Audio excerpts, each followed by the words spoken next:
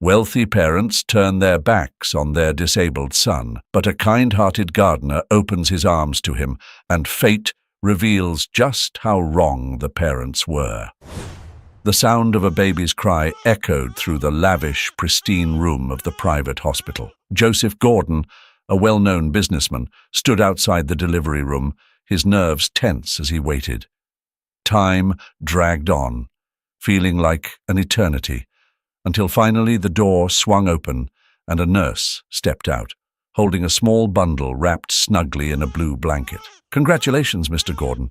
It's a boy," the nurse said, her smile strained. Joseph reached out, eager to embrace his firstborn, but the moment his eyes met the child's face, his excitement faltered. The baby had unusual features: almond-shaped eyes, a flattened bridge of the nose, and a tongue that slightly protruded. What's wrong with him?" Joseph asked, his voice heavy with shock. The nurse hesitated, taking a steadying breath. "Mr. Gordon, your son shows characteristics of Down syndrome. The pediatrician will be here soon to discuss." Joseph cut her off abruptly, his voice cold. "No, that can't be. There's no way. Gordons don't have defects." Just then, the doctor appeared, stepping out of the delivery room. "Mr. Gordon, your wife is resting now. Perhaps we should talk privately." Still holding the baby, though now with visible discomfort, Joseph followed the doctor into a nearby office. The doctor began to explain the condition, but Joseph wasn't fully listening. His thoughts were spiraling. How would this affect his image, his business, his social standing? He finally interrupted the doctor. "There must be other options, somewhere specialized, maybe even adoption." The doctor looked at him, taken aback. "Mr. Gordon, I understand this is difficult, but your son is a person who needs love and care, not a situation to be handled or discarded." Joseph stood abruptly, anger rising in his chest. "You don't understand. You have no idea what this means for someone in my position." He stormed out, leaving the baby behind in the doctor's arms. Joseph made his way to Carolina's room, his mind reeling. She looked up, weak but hopeful. "Honey, how's our baby?" she asked softly. "Carolina, we need to talk. He's not normal." The following hours were filled with emotional chaos. Carolina wept, pleading for compassion, but in the end, she yielded to Joseph's unrelenting demands to hide the truth. "Think of our reputation, our future," he pressed. "We can't let this ruin everything we've worked for." 3 days later, the Gordons left the hospital, their son Mike nestled in their arms. But instead of the grand announcements or celebrations that typically followed such an event, there was only silence. They quickly moved into a new mansion on the outskirts of the city, distancing themselves from prying eyes. Months passed, and the mansion became a fortress of secret. Mike, now nearly 2 years old, spent his days isolated, confined to a room, cared for only by a nanny who had signed strict non-disclosure agreements. One morning, Joseph and Carolina were having breakfast on the terrace. Carolina's eyes wandered to the expansive garden. "We need a new gardener," she said absent-mindedly. "The last one quit yesterday," Joseph grumbled without lowering his newspaper. "Hire whoever you want. Just make sure they sign the confidentiality agreement," he added. Carolina sighed, her voice soft but filled with sadness. "Joseph, don't you think we're going too far? Maybe we're being—" Joseph lowered his paper sharply, his voice hard. "Too what? Too careful. Too smart. We've been over this, Carolina. This is what's best for everyone." His words were firm, but they were laced with the fear of exposure. Tears welled in Carolina's eyes. "But he's our son." Joseph, growing frustrated, stood up. "He's a genetic mistake, Carolina, one that could destroy everything we've built." He turned and walked away, leaving Carolina quietly weeping, her heart heavy with regret. Upstairs, unaware of the turmoil below, little Mike played alone in his room, oblivious to the world outside his walls. And so their lives continued, bound in secrecy and shame, while Mike, locked away, grew up isolated from the love and care he deserved. The previous gardener quit yesterday. Joseph grunted, barely lowering his newspaper. "Hire anyone you want, just make sure they sign the confidentiality agreement." Carolina let out a heavy sigh.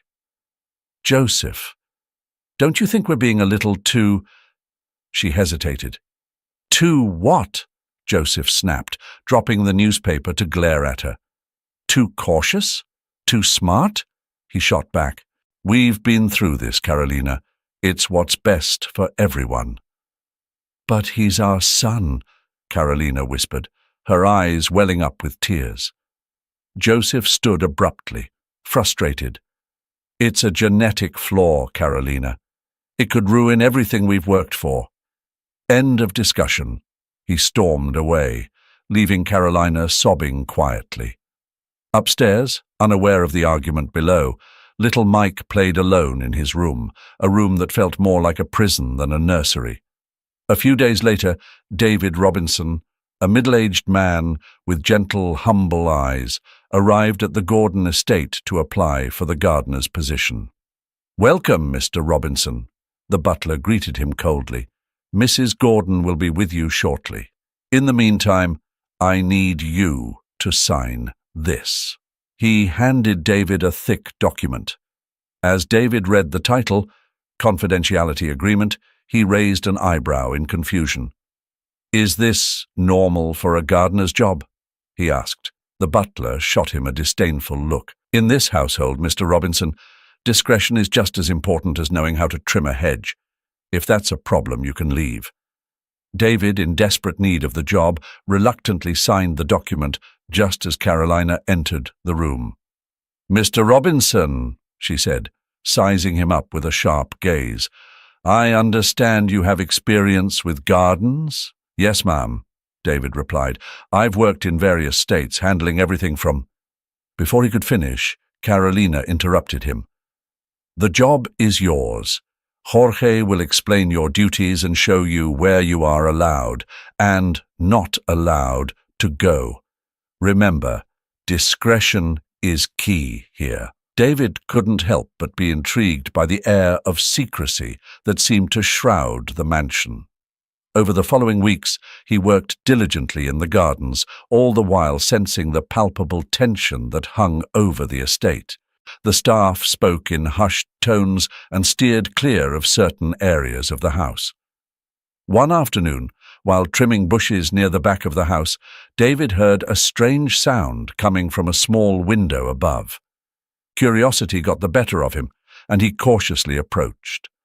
Through the window, he saw a young boy, no more than 2, sitting alone in a room that felt disturbingly like a cross between a nursery and a jail cell. David was so startled that he nearly stumbled. Who was this child? Why was he locked away like that?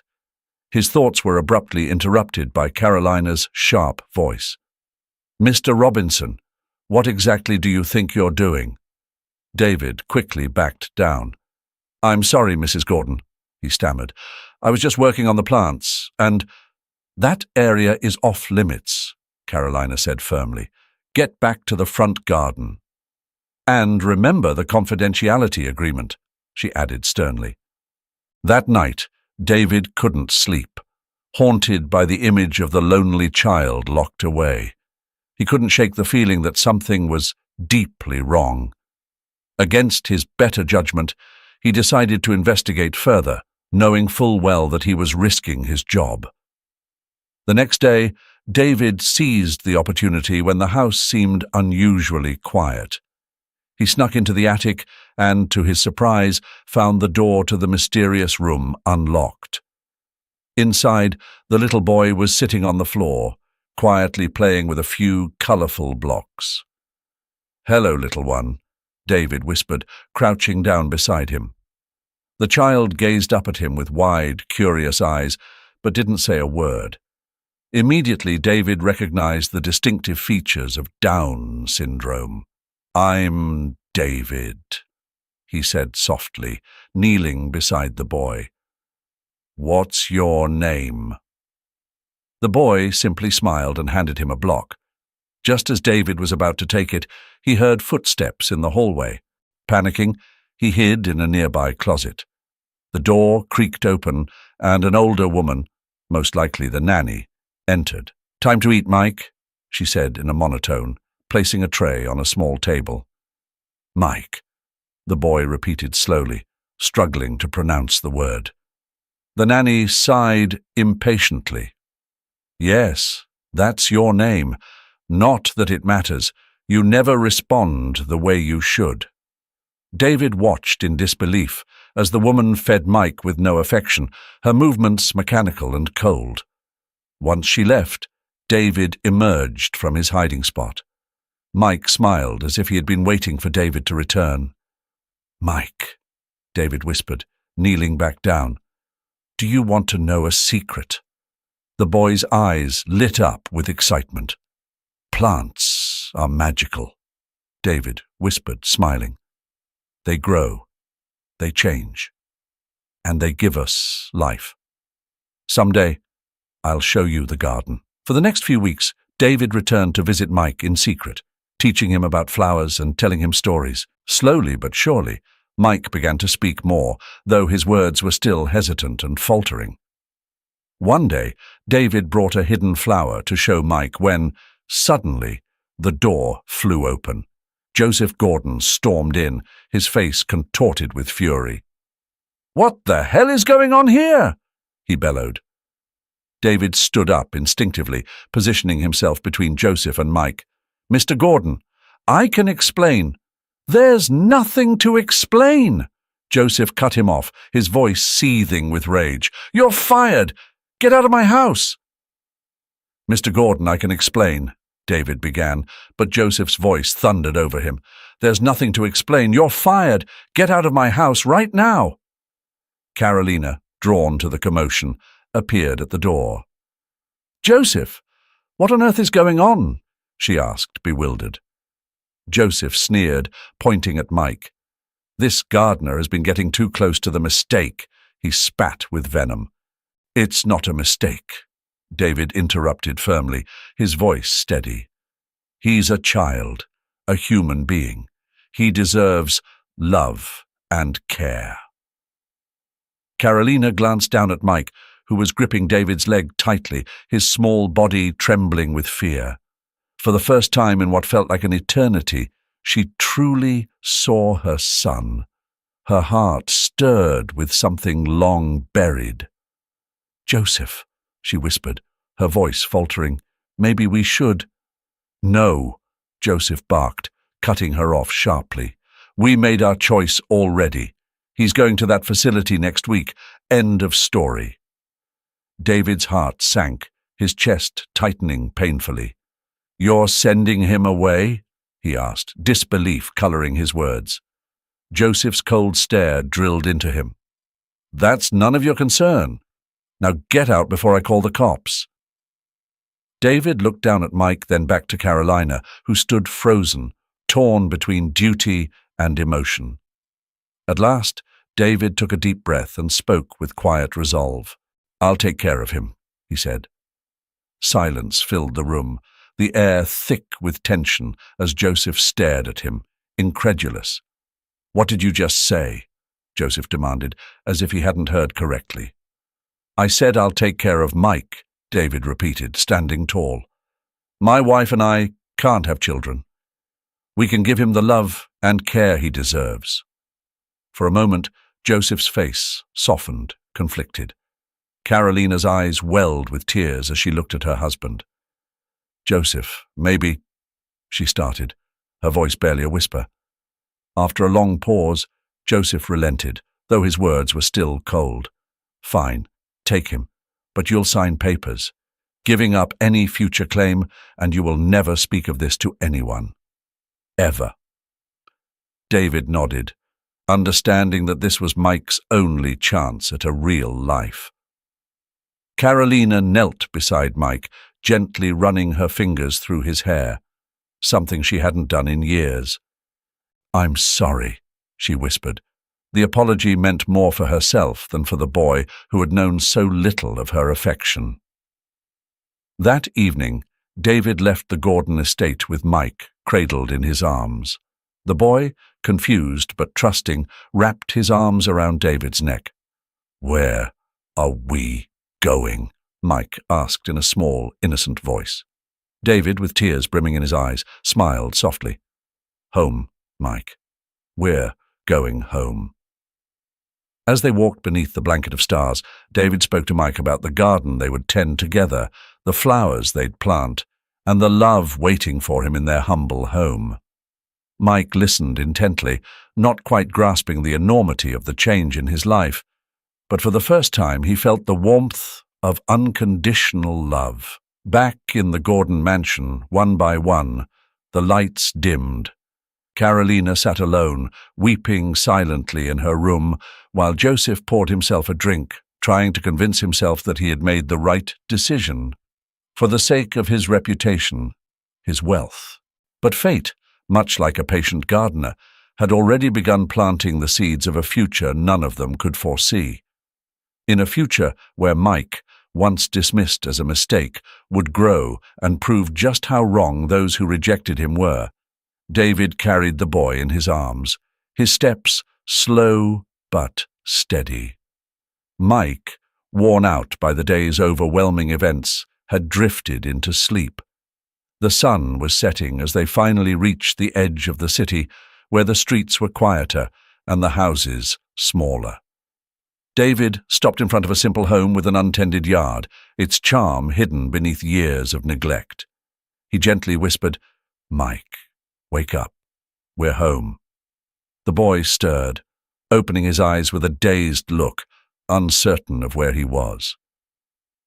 "Home?" he mumbled softly, as if the word was unfamiliar. David gave a weary yet hopeful smile. "Yes, your new home." Just as they approached the door, it swung open. A woman in her middle years rushed out, worry etched across her face. "David, where on earth have you been? I was so scared." Her voice trailed off as she noticed the boy cradled in her husband's arms. She stared, her mouth slightly agape, eyes darting between David and the child. Who is this?" David sighed deeply, his exhaustion apparent. "It's a long story, Helena. Let's go inside, it's cold, and I'll explain everything." Inside, David gently laid Mike on the couch, covering him with a blanket. The boy, still exhausted, slipped back into sleep almost instantly. David sat at the kitchen table, his hands trembling slightly as he began recounting the events at the Gordon mansion. His voice cracked with emotion as he described how Mike had been treated, the cruelty masked as indifference. They treated him like he was some burden, a shameful secret they needed to hide. "He's just a child, Elena, a little boy who needs love." Elena listened quietly, her expression a blend of disbelief, sorrow, and compassion. When David finished, she stood, walking over to the sofa where Mike lay sleeping. She gazed at his peaceful face, noting the features that marked him as different, the very features that made him so vulnerable in a world unkind to difference. For a moment, the room was filled with the quiet sounds of the boy's soft breathing. David's voice was low as he came to stand beside her. "We've always wanted a child, but this is a huge responsibility. He'll need so much care, constant attention. Our whole life will change." He wrapped his arms around her from behind, his voice barely above a whisper. "I know it won't be easy, but look at him, Elena. Doesn't he deserve a chance? A family that will love him for who he is?" Tears filled Elena's eyes as she turned to face David.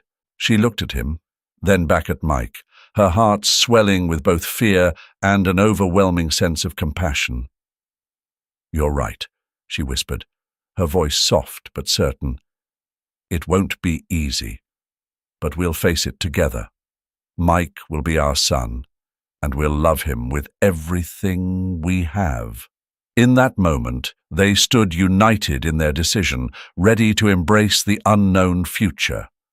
The following morning, Mike awoke, disoriented by the unfamiliar surroundings. A flicker of fear crossed his face. But then he noticed David and Eleanor sitting beside him, their expressions full of warmth and reassurance. Eleanor rose to prepare breakfast, while David remained close, choosing his words carefully. "Mike," David began gently, "remember how I told you we were going home? Well, this is it. This is your new home. Elena and we're going to be your new parents. How does that sound to you?"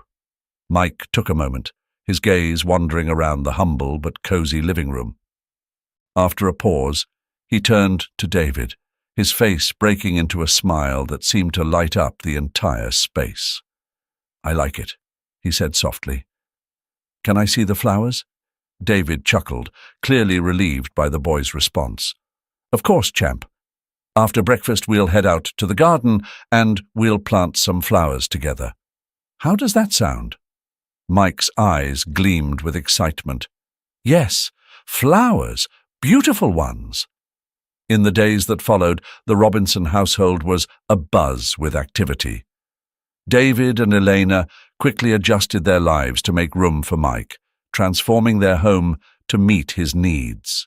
They purchased new clothes, educational toys, and gathered as much information as they could on how to support a child with Down syndrome. One afternoon, as Mike happily played in the newly planted garden, Eleanor approached David, her face shadowed with concern. "David," she said softly, "have you thought about school? Mike is going to need special education, and that's not cheap."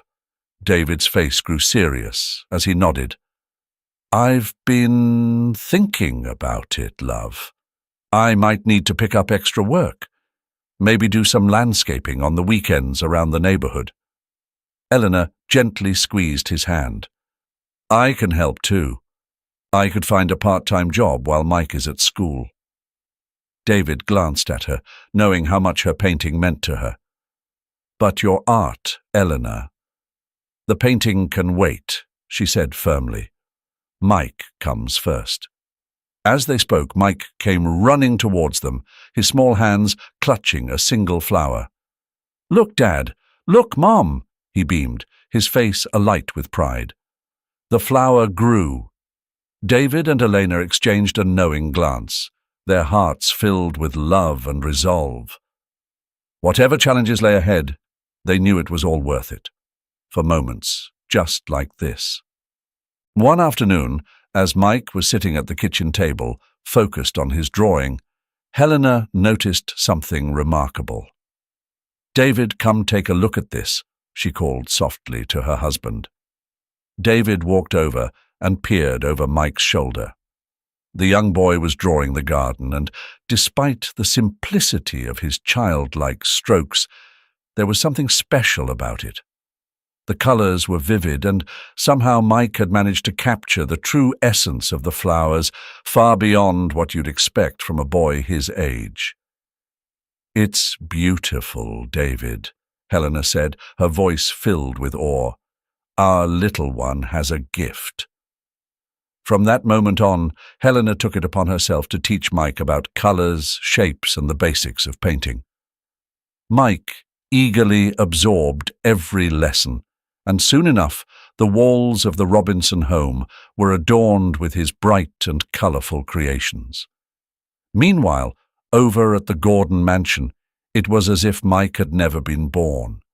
Joseph and Carolina hardly ever mentioned him, though the weight of his absence lingered like a ghost, haunting every corner of the vast estate. One evening, Carolina found Joseph standing by the window in his study, gazing out into the night with a whiskey in hand. "What are you thinking about?" she asked quietly, approaching him. Joseph jolted, startled, as though he had been caught in a private moment. "Nothing," he muttered abruptly, his tone clipped. Carolina stepped closer, resting her hand gently on his shoulder. "It's about Mike, isn't it?" she asked, her voice soft but probing. Joseph tensed the moment he heard their son's name. "I told you," he said coldly. "We're not talking about that anymore." "But he's our son, Joseph," Carolina persisted. "Don't you ever wonder how he's doing, if he's okay?" Joseph's face hardened, becoming a mask of resolve. "Well, we did what we had to do, Carolina," he snapped. "What we had to protect our name, our reputation. There's no looking back." Carolina stepped back, the coldness in his words cutting her deeply. "But what if we were wrong? What if we made a horrible mistake?" she asked, her voice barely above a whisper. "Enough!" Joseph shouted, slamming his glass onto the desk with a crash. "Mike is no longer a part of our lives. This conversation is over." Carolina left the room in silence, her shoulders shaking as she tried to stifle her sobs. Later that night, as Joseph slept, she pulled out a small, crumpled photo of Mike as a baby that she had hidden away. Staring at the image of the child she had abandoned, Carolina vowed to herself that one day, somehow, she would make things right. Across town, in the modest Robinson household, Mike slept soundly, surrounded by his drawings and the warmth of his adoptive parents' unconditional love. His path was now one of color, creativity, and acceptance. And though it wouldn't be an easy journey, David and Elena were ready to walk it with him, step by step, flower by flower, brush by brush. The next morning, the smell of freshly brewed coffee filled the cozy kitchen. David, his eyes weary but his spirit bright, poured 2 steaming cups, while Eleanor busied herself at the stove, flipping pancakes. "Do you think today's the day?" Eleanor asked, glancing over her shoulder as the pancakes sizzled. David sighed, stirring his coffee. "I hope so. Mike has been practicing all week."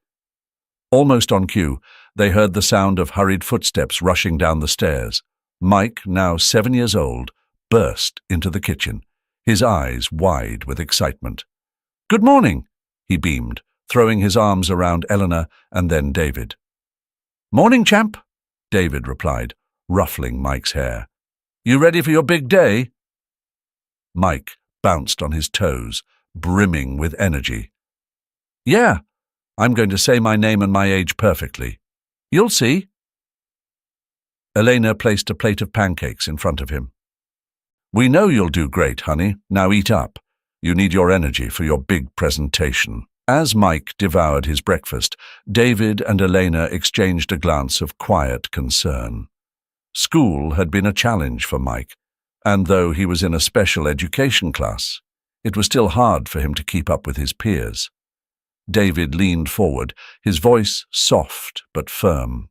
"Mike, remember, no matter what happens today, your mom and I are so proud of you." Mike looked up, syrup smeared on his cheek, and grinned. "I know, Dad. But I want to get it right. I want Ms. Sophia to be proud of me too." Helena smiled warmly, wiping Mike's cheek with a napkin. "She already is, darling. We all are." Later that morning, Mike found himself sitting anxiously at his desk, waiting for his turn to speak in front of the class. Ms. Sophia, a kind middle-aged teacher with a warm smile, called his name. "Mike, it's your turn. Can you come up and introduce yourself?" With a deep breath, Mike stood, his legs shaky but determined. He walked to the front of the classroom and looked out at his classmates, some smiling encouragingly, others fidgeting or looking bored. My name is Mike Robinson, and I'm 7 years old," he stammered, his voice barely audible at first. But he remembered what Elena had taught him. He took a deep breath and tried again. This time his words were clear and confident. Ms. Sophia smiled broadly. "Great job, Mike. Can you tell us something you enjoy doing?" Mike, gaining a bit more confidence, smiled shyly. I like painting. I paint flowers and trees. Suddenly, a snicker erupted from the back of the room. Paintings for girls! Called out Tomas, one of his classmates. A few other kids giggled, and Mike's face fell, his newfound confidence crumbling. Miss Sophia quickly stepped in, her voice stern. That's enough, Tomas. In this class, we respect each other. But the damage had been done. Mike mumbled a quick thank you and hurried back to his seat, his head hanging low. That afternoon, David arrived to pick up Mike and found him sitting alone on a bench in the schoolyard, scribbling quietly in his notebook. Hey, champ, David said, sitting down beside him. How'd it go today? Mike didn't look up from his drawing. It was okay, he muttered. David glanced at the page. It was a self-portrait of Mike, but the boy had drawn himself without a mouth. Mike, David said softly. Did something happen? Mike looked up, his eyes brimming with tears. Tomas said painting is for girls, and everyone laughed at me. Why can't I be like the other kids, Dad? Why am I different? David's heart broke. He pulled Mike into a tight hug. Oh, buddy, he whispered. Being different isn't bad. It's what makes you special. You know who else was different? Van Gogh, Picasso, Frida Kahlo. They were all artists who changed the world. And so will you, Mike.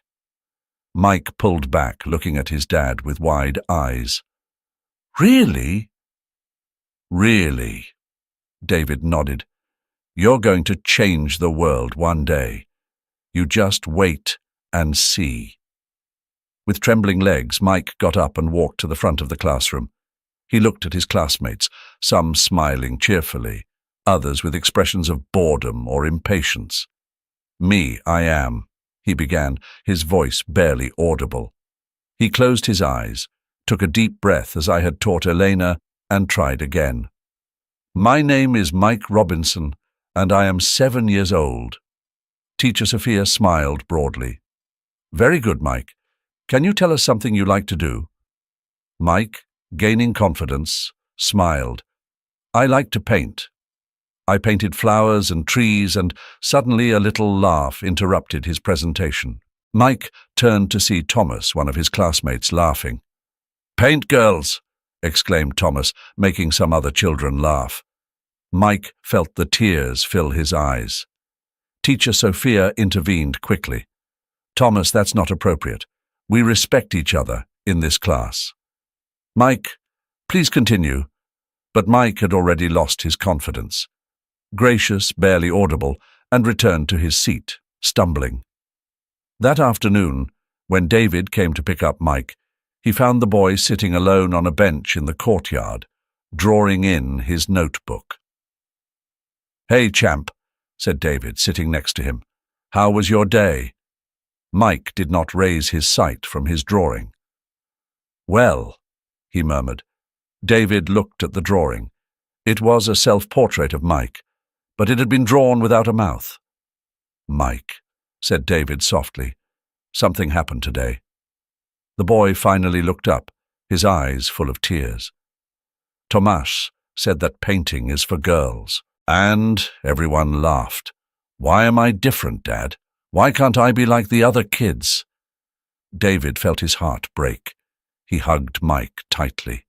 Oh, Mike, being different is not bad. It's what makes you special. Do you know who else was different? Van Gogh, Picasso, Frida Kahlo, all great artists who changed the world with their art. Mike separated from the embrace, looking at his father with curiosity. Really, Davida felt. Really.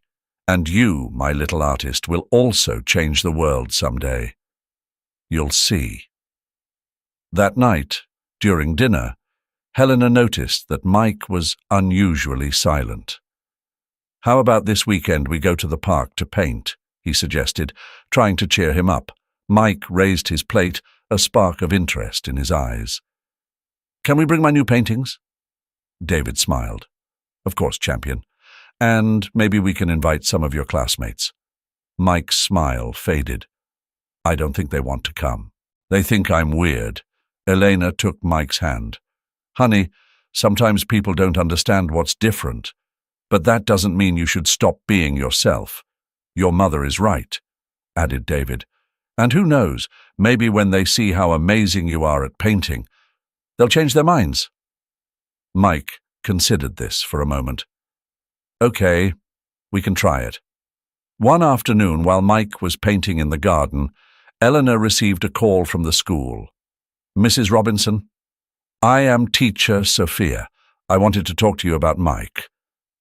Eleanor felt a knot in her stomach. "Is everything okay?" "More than well," the teacher answered enthusiastically. "I wanted to inform you that we have decided to present Mike at the school talent fair. His art is exceptional, and we believe he deserves to be recognized." Helena almost dropped the phone of emotion. "Oh, that's wonderful. Mike will be delighted."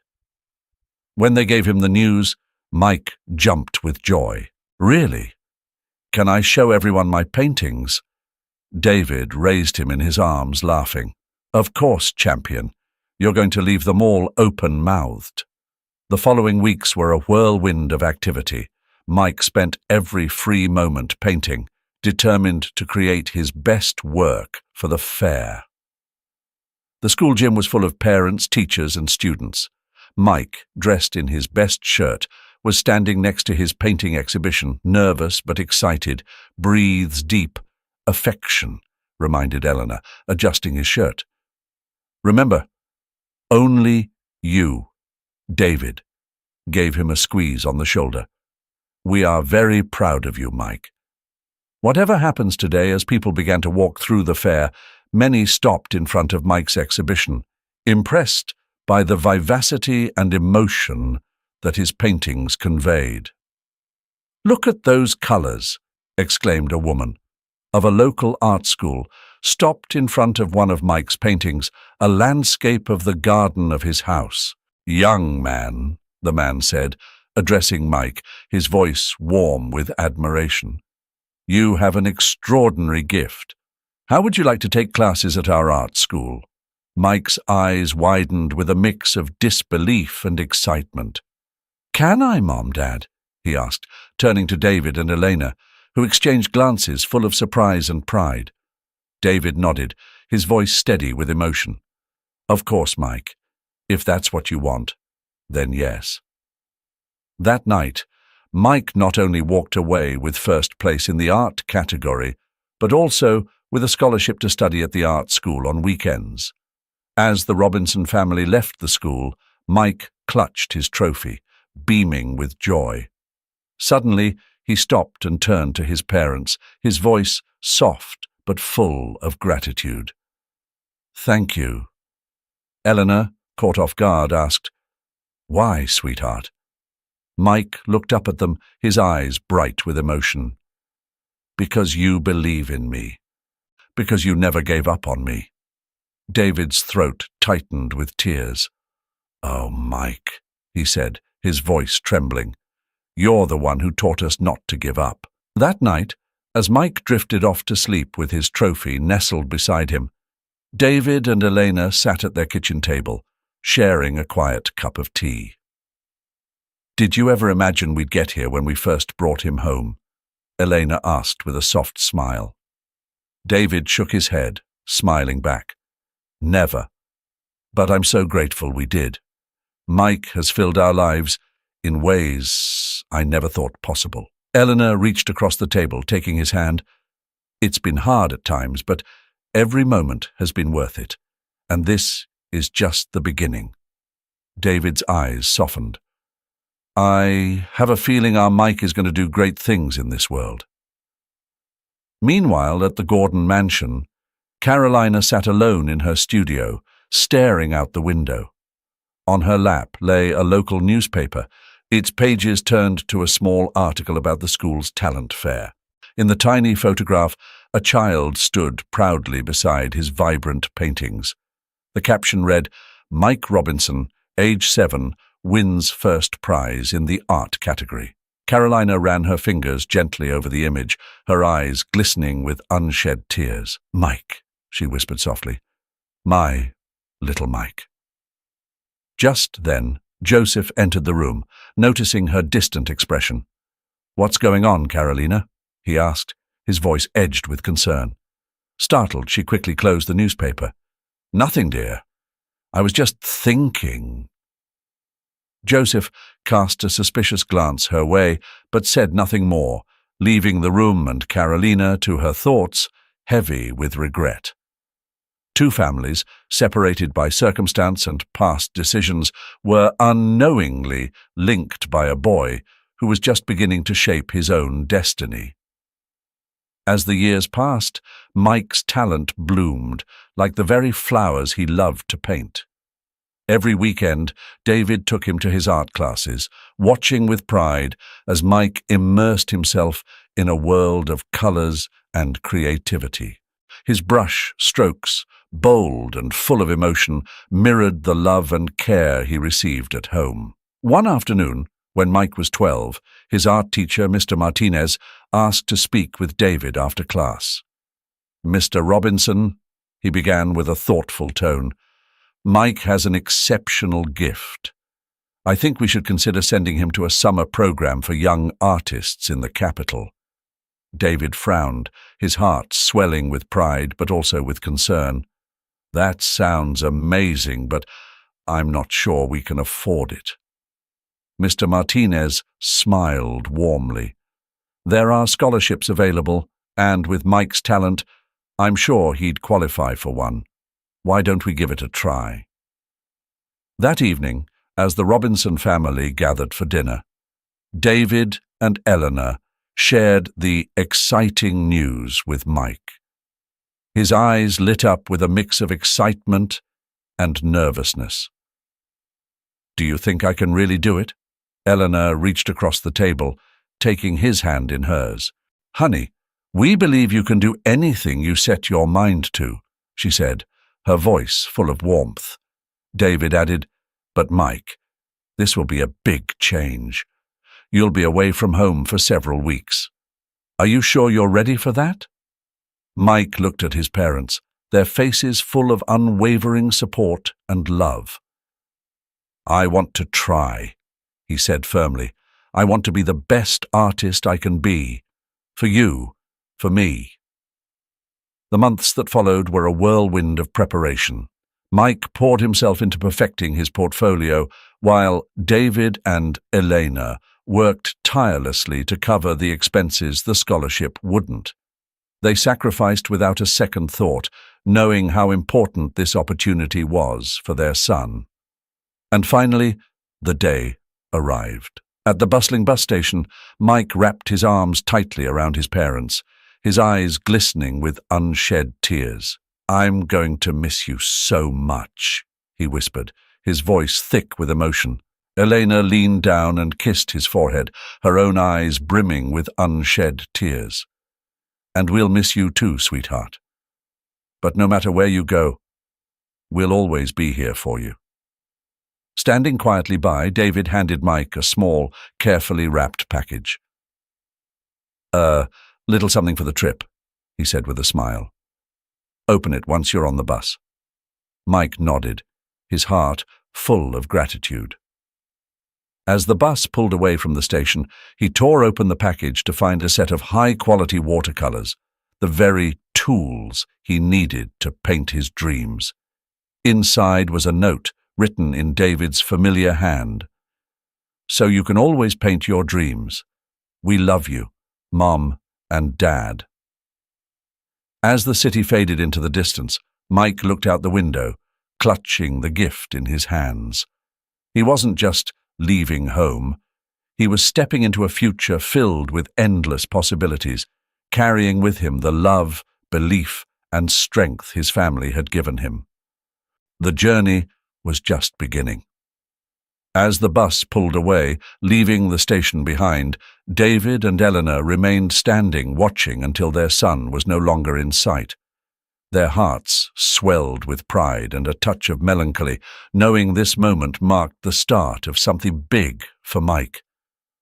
On the bus, Mike opened his father's gift, a beautiful set of high-quality watercolors, the finest he'd ever seen. Tucked inside was a note. "Paint your dreams. We love you, Dad and Mom." He held the note close, a quiet smile on his face as he imagined what lay ahead.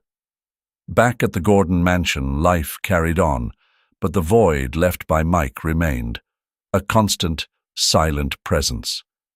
Carolina, increasingly distant from her husband Joseph, buried herself in charitable activities, desperate to fill the emptiness in her soul. One afternoon, while reviewing scholarship applications for an art foundation she sponsored, something caught her eye. Among the pile of papers was an application with a photograph attached, a picture that stopped her heart. It was Mike. Her hands trembled as she read the application. Mike Robinson, age 12, applying for a scholarship to a summer art program in the capital. His artwork, included with the application, was breathtaking. Without hesitation, Carolina marked his request for the full scholarship, tears welling in her eyes as she silently wept. Hours later, Joseph found her sitting at her desk, her face flushed and eyes swollen. "What's going on, Carolina?" he asked, concerned. She looked up at him, barely able to speak. "I saw him, Joseph. I saw Mike."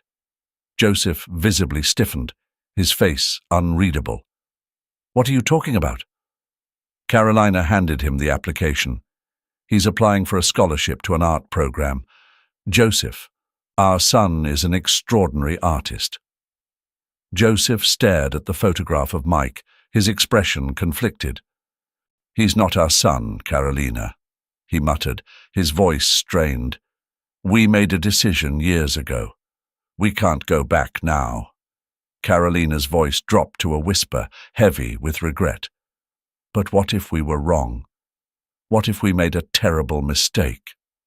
Joseph said nothing, leaving the room as Carolina sank deeper into her guilt. Meanwhile, in the capital, Mike was thriving. His innate talent, combined with relentless dedication, quickly propelled him to the top of the program. His paintings, rich in color and emotion, captivated everyone who saw them. During an exhibition of student works, a renowned art critic paused in front of one of Mike's pieces, mesmerized. It depicted a vibrant, lush garden, almost alive with its brilliance. "Who is the artist?" the critic murmured, his curiosity piqued. Nervous but excited, Mike stepped forward. "That would be me," he said quietly, his heart pounding. The critic studied him, his eyes full of intrigue. "Young man, you have a rare gift. The way you use color, the way you evoke feeling through your brush.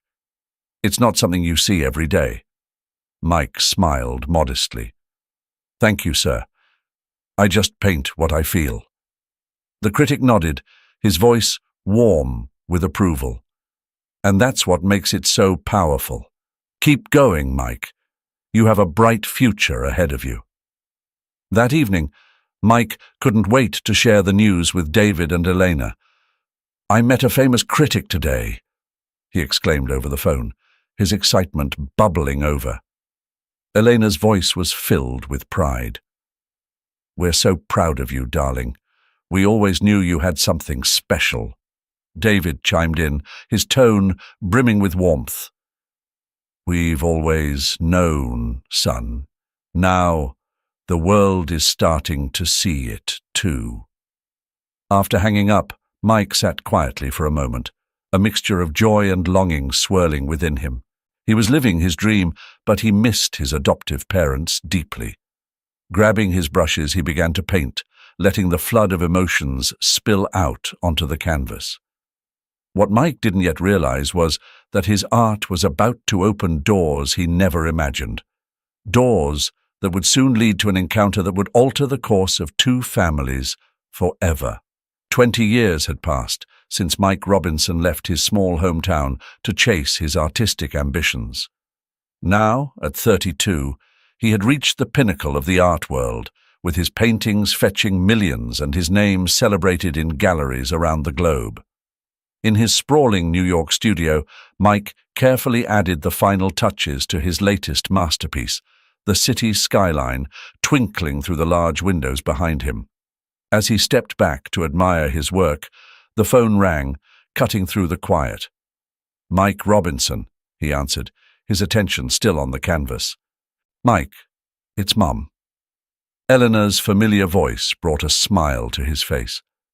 "Mum, it's so good to hear from you. How are you and Dad?" "We're doing fine, honey," Eleanor replied warmly. "Your father's still complaining about his knee, but you know how he is. We have some news, Mike." There was a pause. "We received a letter from your biological parents." Mike's heart stopped. "What? How?" Elena continued gently. "It seems they've been following your career. They want to meet you." Mike sank into a nearby chair, his thoughts racing. "I don't know what to say, Mom. You and Dad are my real parents." Elena's voice softened, filled with love.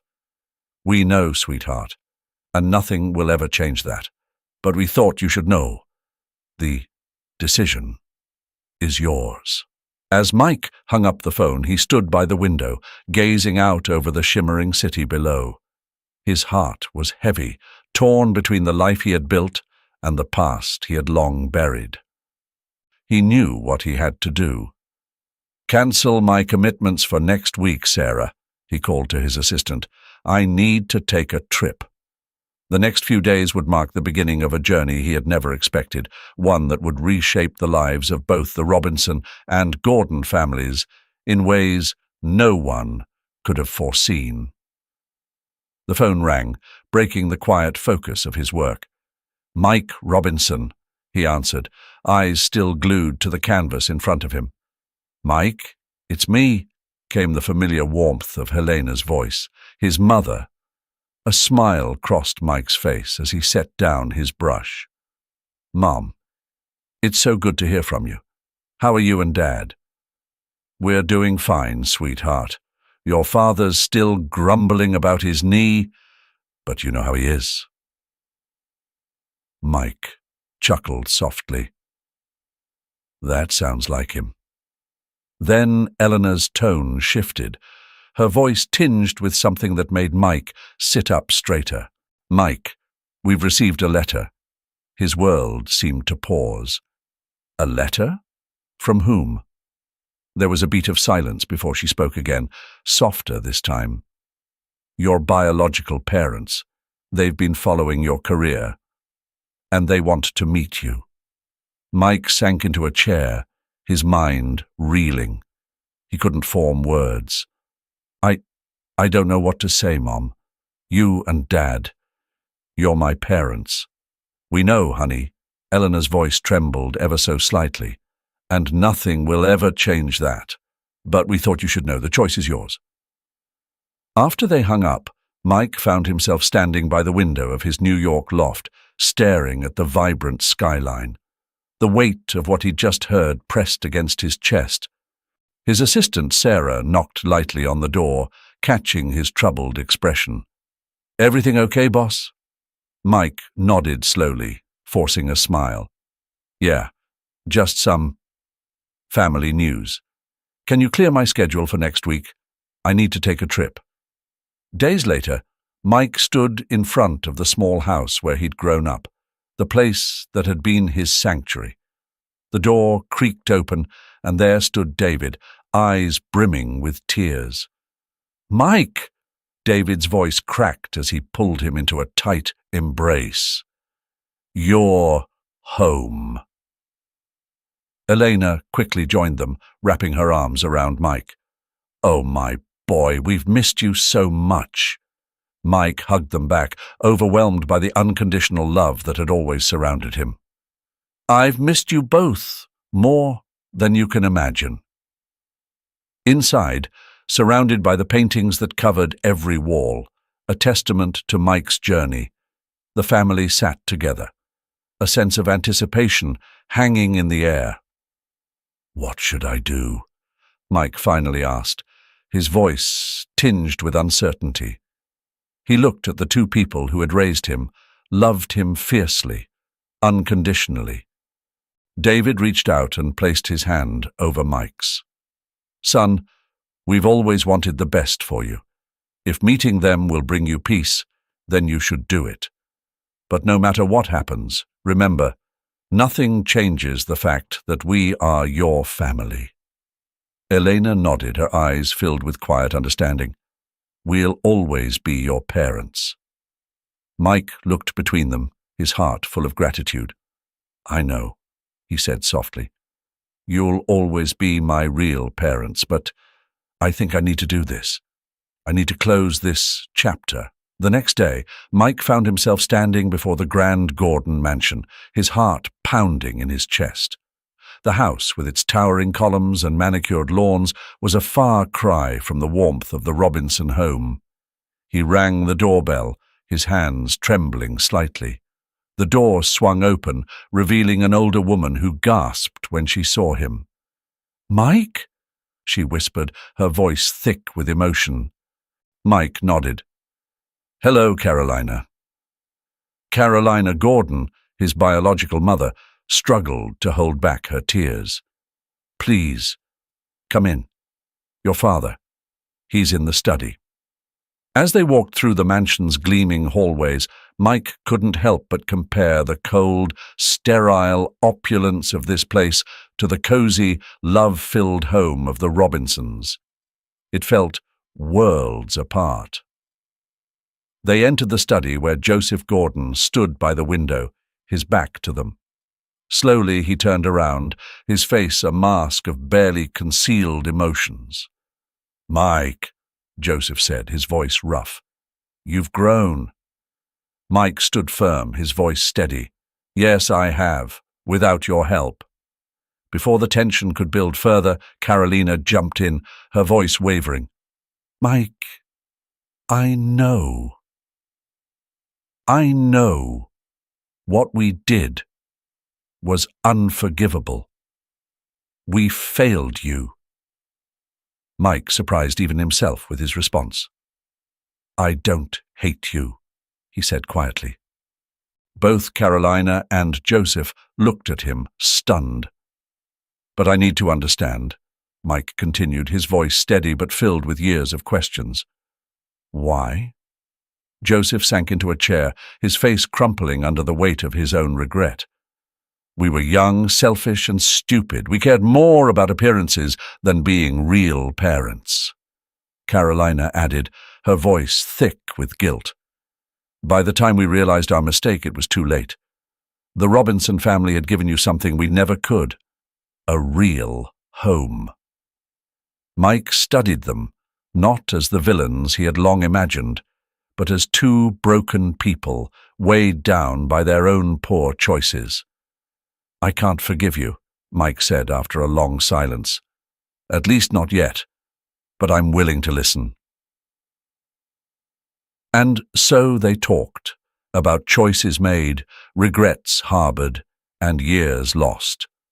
It wasn't perfect, and it wasn't easy, but it was a start toward understanding, maybe even healing. The next few hours were an emotional roller coaster. The Gordons shared their regret, their silent search for Mike over the years, their secret pride in their achievements. "When I saw your first exhibition in the gallery," Caroline confessed, "I cried for hours. You're so talented, so special, and we had thrown it all on the edge." Joseph, on the other hand, struggled to express his emotions. "I've never been good with words, Mike, but I want you to know that I'm proud of the man you've become." Although I have no right to be, Mike listened to them, processing. Finally, he stood up. "I need time. This is a lot to assimilate." Carolina got up quickly. "Of course, but Mike, we could keep in touch." Mike looked at her, seeing the pain and hope in her eyes. "I'll give you my number, but I promise nothing." Mike was heading to the door. Joseph called him. "Mike, wait!" There is something I want to show you." He took him to a room that Mike had never seen in his childhood memories. When he opened the door, Mike was out of breath. The walls were covered with newspaper clippings, photos, and reproductions of his paintings. It was a sanctuary dedicated to his career, each achievement, each exhibition, said Joseph softly. We all follow him. Mike felt that tears threatened to spill. Without saying a word, he left the mansion, his mind a whirlwind of emotions found. One afternoon, while painting the Robinsons, received an unexpected call. "Mike? It's me, Carolina. We were wondering if you would like to have dinner with us tonight." Mike hesitated for a moment. "I don't know if I'm ready for that, I understand," Carolina answered, the obvious disappointment in his voice. "Maybe at another time." But before I could hang up, Mike found himself saying, "Wait, how about if you come here?" At the Robinson home, silence filled the air as Carolina's voice came through the line, surprised. "Are you certain?" she asked, her tone hesitant. "Yes," Mike replied, almost surprising himself. "I think it's time we all confront the past." That night, their modest home played host to a gathering no one could have predicted. David, Eleanor, the Gordons, and Mike all sat around the same table. The tension was palpable at first. Joseph appeared visibly uncomfortable in the humble setting, while Carolina's eyes lingered on the family photos that adorned the walls. Eleanor, ever the peacemaker, finally broke the ice.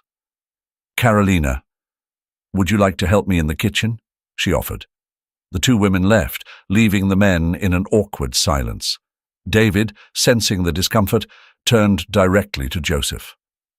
"Mr. Gordon, I know this isn't easy for anyone, but I want you to know that Mike has always been and will always be our son." Joseph nodded slowly, his voice soft as he replied, "I understand. And for what it's worth, I thank you. Thank you for giving him the home we couldn't." Mike, observing the exchange, felt a swirl of emotions. "Dad," he said, addressing David, "thank you for always being my anchor." In the kitchen, Carolina helped Eleanor prepare the salad. "You have a lovely home," Carolina said, trying to make conversation. Eleanor smiled warmly. "Thank you. It's not much, but it's filled with love." Carolina felt a lump rise in her throat. "That's obvious. Mike is lucky to have had you both." Eleanor looked at her with understanding. "Carolina, I know this has been difficult for you, but Mike is a remarkable young man. We all played a role in that, even you, with the choices you made." The two women exchanged a glance of mutual respect before returning to the dining room. As the evening continued, the tension began to ease. Conversations flowed more naturally, and memories were shared, slowly melting the ice. Toward the end of the meal, Mike stood, capturing everyone's attention. "I'd like to say something," he began, his voice steady. "This situation is far from perfect, and there are wounds that may never fully heal. But I'm grateful for the parents who raised me," he said, looking at David and Eleanor, "and for the chance to know my roots," he added, glancing at the Gordons. "I don't know what the future holds, but I do know this. Family isn't just about blood. It's about love, about lessons, about forgiveness. And maybe, over time, we can create a new kind of family, together." Mike's words resonated deeply, touching everyone present. Carolina and Elena openly wept, while David and Joseph struggled to contain their emotions. That night marked a pivotal moment, a new beginning for all involved. Though there would be challenges ahead, moments of misunderstanding and pain, there was also room for connection and healing. In the months that followed, Mike split his time between New York and his hometown, organizing a charity art exhibition, the proceeds of which went to organizations supporting children with special needs and adoptive families. On the night of the exhibition's grand opening, everyone was there. David and Elena, beaming with pride, Carolina and Joseph, cautiously hopeful, and Mike, the man who had become a bridge between two worlds. As Mike stood before the crowd, giving his speech, he looked at the two couples who'd shaped his life in such different ways. "Art," he said, "has the power to heal, to unite, to transform, just like love. This exhibition is dedicated to family, in all its forms, to those who raise us, to those who give us life, and to those we choose to love, despite everything." As the art world elites admired his paintings that night, Mike realized he had found peace. He had reconciled two parts of himself, two families who had, in their own ways, made him who he was. In a quiet corner of the gallery, Mike stood before a particular painting, a portrait of himself as a child, David and Eleanor by his side, with the shadows of Carolina and Joseph lingering in the background. Carolina approached, tears in her eyes as she gazed at the artwork. "It's beautiful, Mike. It captures everything." Mike smiled softly. "It's my past, my present, and my future. You're all a part of me in some way." Joseph joined them, his voice thick with emotion. "Son, I know I don't have the right to call you that, but we are so proud of you. And we are forever grateful to David and Elena for the man you've become." At that moment, David and Elena stepped forward. There was a brief pause, a moment of tension, before Elena, ever the peacemaker, extended her hand to Carolina. "We're not a conventional family," she said with a gentle smile, "but a family nonetheless." Carolina took her hand, and soon the five of them were joined in a group embrace, Mike at the center. "Thank you," Mike whispered, his voice thick with emotion. "Thank you all for being here, for being part of my life, for my story." As the evening wore on and the exhibition received rave reviews, Mike realized he had accomplished far more than just becoming a celebrated artist. He had healed old wounds, brought together two seemingly irreconcilable worlds, and redefined what family meant. As we wrap up this emotional journey, I want to take a moment to reflect on Mike's incredible story. From being abandoned to flourishing as an artist, Mike's life teaches us that the most important thing we can give anyone, especially a child, is belief. Belief in their potential, in their dreams, and in their ability to overcome any obstacle. David and Elena didn't just raise Mike, they nurtured his spirit, giving him the foundation to become who he was always meant to be. In the end, it's love, not blood, that defines family. And sometimes redemption comes in the most unexpected ways. If this story touched you as much as it did me, don't forget to like this video and share it with someone who could use a reminder that love and perseverance can transform lives. Subscribe for more heartwarming stories, and as always, thanks for watching. Until next time, remember, never underestimate the power of believing in someone. See you soon.